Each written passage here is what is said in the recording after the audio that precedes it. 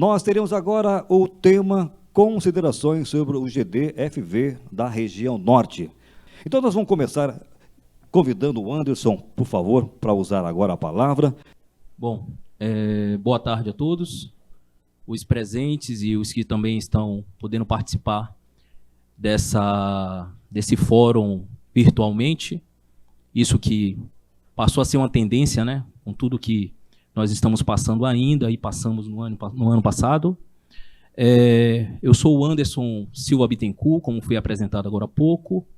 Sou engenheiro eletricista e fui convidado aqui pelo senhor Carlos Evangelista e o Aurélio Souza para estar apresentando para vocês um case, algo concreto em relação a um projeto que apenas acabamos de inaugurar, inclusive já está conectado à rede e já está acreditando para o nosso cliente a energia produzida na usina. Estarei também aqui nesse fórum, aproveitando a oportunidade para falar sobre as lições aprendidas, as barreiras, os desafios e alguns aspectos aqui que eu espero poder estar compartilhando com vocês sobre esse trabalho que nós realizamos no último ano, tá? Bom, então eu gostaria de começar aqui a apresentação mostrando para vocês um vídeo, que é o vídeo que a gente teve a oportunidade agora, no último dia 2 de agosto, de estar entregando a chave da usina lá na cidade de Iranduba, uma cidade que fica aqui próximo na região metropolitana de Manaus. Essa usina hoje é dentro da concessionária de energia, a Amazonas Distribuidora, é a maior usina que tem registrada, tá? Gostaria que soltasse aqui o vídeo, por favor.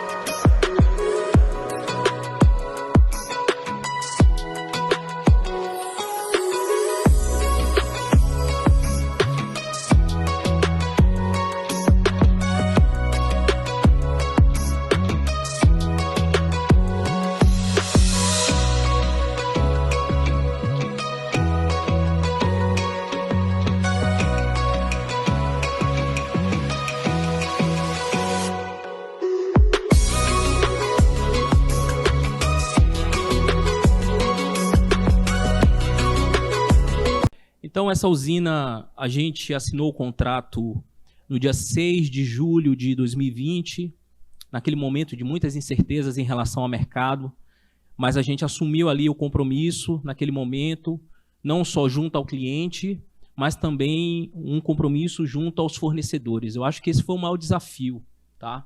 Então, eu gostaria agora de falar um pouco sobre os desafios e lições aprendidas no desenvolvimento desse trabalho. Em relação aos aspectos legais e regulatórios, né? Logo quando nós iniciamos as tratativas com o cliente sobre esse projeto, uma das nossas maiores preocupações era entender o ponto de vista da distribuidora de energia, né? A gente queria entender como esse projeto estava sendo observado pela distribuidora do ponto de vista de conexão da usina, local. E nós levamos de imediato, logo, essa proposta até o setor responsável da distribuidora, no sentido de discutir de forma técnica o aspecto desse projeto dentro de uma cidade onde a disponibilidade da rede não é tão grande, né? É importante dizer para vocês que se esse mesmo projeto ele tivesse sido desenvolvido apenas um ano antes, ele não seria possível ser conectado à rede existente daquela cidade, porque aquela cidade passou por uma melhoria na sua rede de média tensão. Então, esse projeto, ao ser apresentado à concessionária, nós tivemos a oportunidade ali de estar iniciando um namoro que viraria um casamento no sentido de discutir os aspectos regulatórios desse projeto. Porque a gente está falando de 2 unidades, onde elas somadas dá 2 mega, sendo que a gente tem essas 2 unidades de forma separada, onde uma atende um tipo de modalidade e uma segunda unidade atende um outro tipo de modalidade. Então, como essas modalidades poderiam conversar sem que isso, de alguma forma, não fugisse o que está estabelecido dentro da resolução da ANEEL. Então, a questão dessa conversa inicial, esse primeiro contato com a concessionária foi muito importante, né?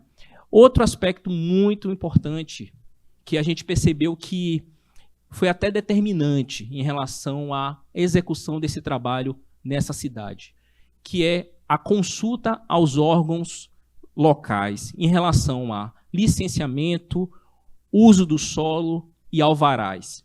Isso para a gente, naquele momento, a gente imaginava, por trabalhar com obra, que seria um processo até que automático. Só que quando a gente deu entrada no projeto, eu lembro como se fosse hoje, quando a gente foi convidado para uma reunião com a Secretaria Municipal de Infraestrutura e Habitação, que cuida da parte do uso do solo, eles falaram que esse projeto a gente teria que submeter, na verdade, ao Estado. Por quê? Porque eles entendiam que, naquele momento, o Estado, as secretarias de Estado estariam mais apropriadas para apresentar um parecer e, assim, eles seguirem essa orientação. Então, nós tivemos que, naquele momento, que construir um grupo de trabalho, onde, nesse grupo de trabalho, nós tínhamos os principais atores que iriam, mais adiante, dar as permissões para que esse projeto fosse possível. A concessionária de energia, como eu já citei, o município, que é eu diria para você que é o ator principal, que vai te autorizar enquanto alvará, né, alvará de projeto e alvará de execução, e o órgão ambiental, que é uma outra situação que nós nos deparamos também em relação ao nosso estado aqui do Amazonas. É importante dizer para vocês, se a gente visitar a lei revisada de licenciamento ambiental do estado do Amazonas, vocês não vão observar nada referente à energia solar. Essa visita nós fizemos. Nós estivemos com o órgão de licenciamento do estado do Amazonas, o IPAAM, naquela oportunidade com a equipe técnica e com a diretoria, para discutir nesse local como se daria o licenciamento de uma usina como tal. E quando fizemos a consulta ao documento que rege as licenças nesse estado, nós nos deparamos com hidrocinética, nós nos deparamos com hidrelétricas, nós nos deparamos com pequenas centrais hidrelétricas, Rui, nós nos deparamos com outras fontes energéticas, mas nós não encontramos a energia solar ali descrita. E aí ficava aquela dúvida. Como vamos seguir com um projeto como esse, que nós que somos da área sabemos que é de baixo impacto, mas temos que seguir o que está escrito? E como tratar isso como similar? Como isso vai ser discutido como similar? Será necessário fazer uma consulta a outros estados que têm uma usina desse porte ou maior para entender isso?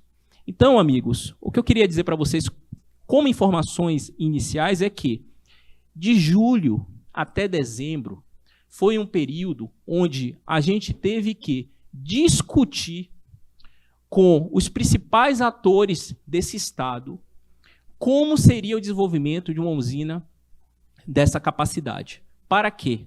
Para que essa usina, ela posteriormente, já na fase de execução, a gente não tivesse nenhum tipo de surpresa, tá? E isso foi muito saudável, porque é muito bom chegar hoje com vocês aqui e ter essas lições aprendidas. E para os futuros, eu imagino que aqui tem empresários que querem montar usina de 1, 2, 5 mega. É importante eles entenderem o caminho que nós percorremos, para que eles possam não ter surpresas, como alguns parceiros no mercado que nos consultaram, que já em fase de viabilidade do projeto tiveram que declinar do projeto, por conta relacionado a licenciamento ambiental. Então, em relação a aspectos legais e regulatório, eu diria para vocês que o início do trabalho, o início do projeto, ainda antes de instalar aquela primeira placa, esse papel foi determinante para que o projeto depois desenrolasse. E aí, paralelo a isso, existia uma equipe tratando com os nossos fornecedores, né?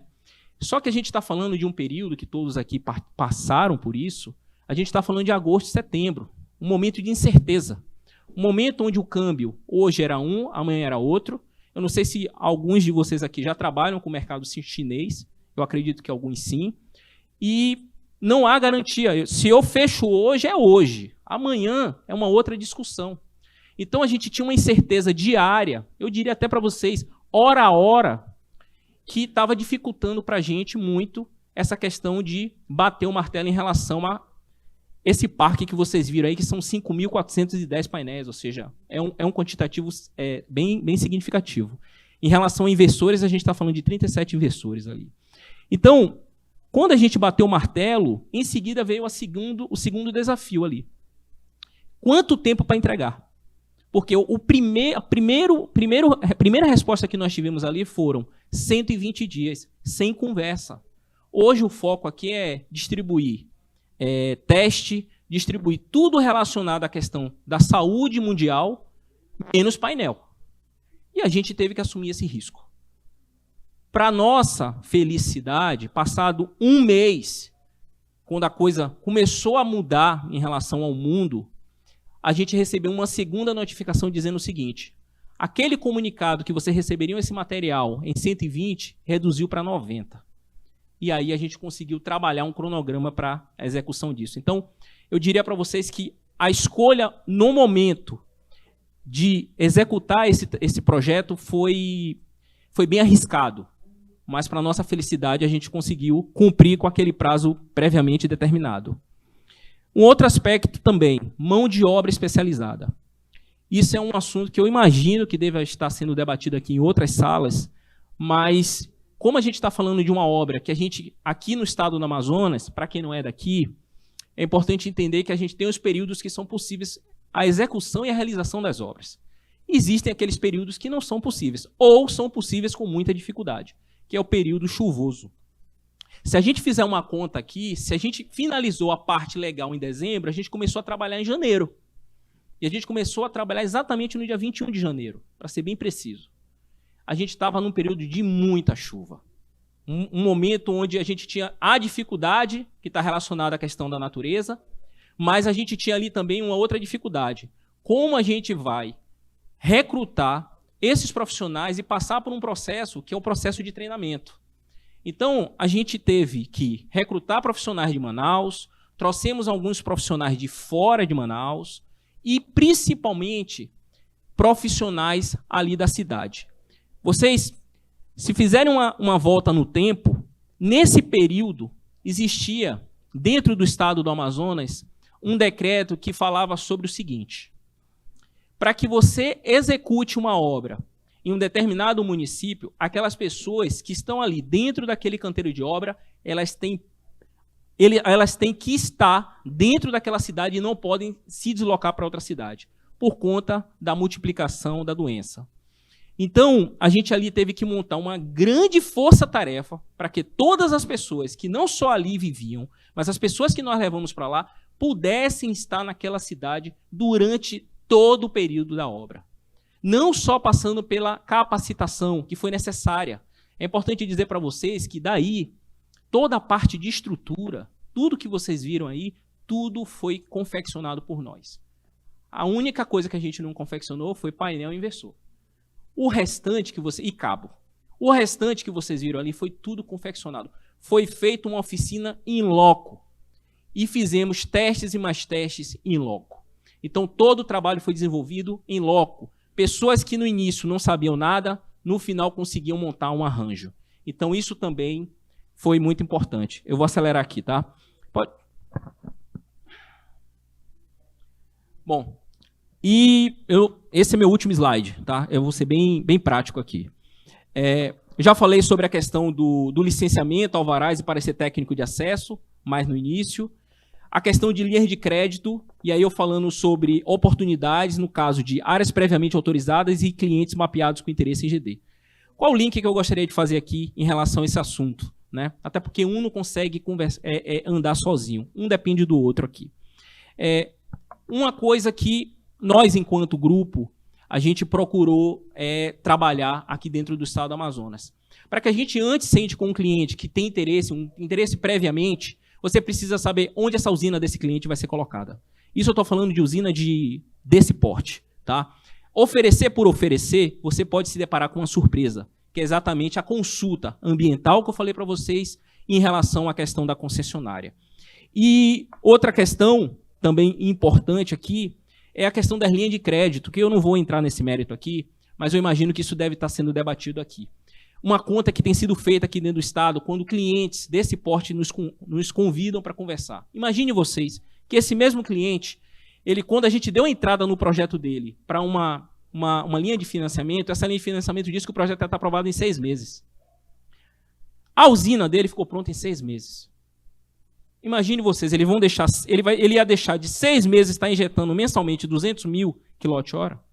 Então ele fez uma conta rápida de padeiro e ele viu que era muito mais interessante ele pegar aquele dinheiro e ter um investimento e um retorno rápido dessa usina do que ele ficar esperando 6 meses um processo que no final ainda pode sair com ressalvas. Então isso também tem que ser discutido. Aí eu estou me referindo à escala. Se não falarmos dentro desse fórum em escala, os pequenos, os médios não vão se desenvolver no estado do Amazonas. Ontem ainda estávamos, a Thelma está aqui presente, da distribuidora de energia, estávamos no Lago do Piranha, falando de uma outra área, sim, off-grid, instalando os primeiros sistemas off-grid do estado do Amazonas. A nossa empresa executou esse projeto. São as 78 primeiras casas no estado do Amazonas, SIGFIS. E ontem estávamos com a diretora da ANEEL, doutora Elisa Bastos. E a palavra que nós passamos e mencionamos para ela foi escala. O Estado precisa de escala. Senão os pequenos e os médios não vão se desenvolver. E é a conversa que eu tenho tido com o Carlos Evangelista e com o Aurélio Souza, no sentido de que, se é para desenvolver o Estado do Amazonas, a gente precisa trabalhar a questão da escala. Muito obrigado e desculpa a extensão do tempo. Perfeito. Anderson, muito obrigado pela sua participação. Sensacional. Que case de sucesso, hein? Parabéns. E daqui a pouquinho você volta, então, para continuarmos no debate final.